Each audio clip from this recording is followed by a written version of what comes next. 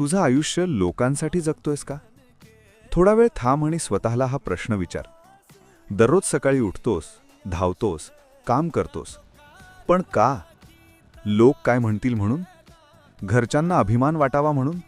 की समाजाने आखून दिलेल्या चौकटीत बसण्यासाठी? लहानपणी स्वप्न मोठी होती, आकाशा एवढी, पण हळूहळू लोकांच्या अपेक्षांनी ती लहान होत गेली.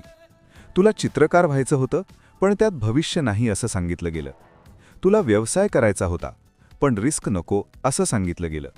आणि आज तू कुठेतरी उभा आहेस, स्वतःला शोधत. लक्षात ठेव, लोकांचं काम आहे बोलणं. आज यशस्वी झालास तरी बोलतील, अपयशी झालास तरी बोलतील. मग का नाही स्वतःसाठी जगायचं? हे आयुष्य तुझं आहे, तुझी स्वप्न, तुझी धडपड, तुझा प्रवास. एक दिवस असा येऊ दे ज्या दिवशी तू आरशात बघशील आणि म्हणशील, हो, मी माझ्या मनाप्रमाणे जगलो. कारण शेवटी लोकांच्या टाळ्यांपेक्षा मनाचं समाधान मोठं असतं. म्हणून आजपासून निर्णय एकच, लोकांसाठी नाही, स्वतःसाठी जगायचं.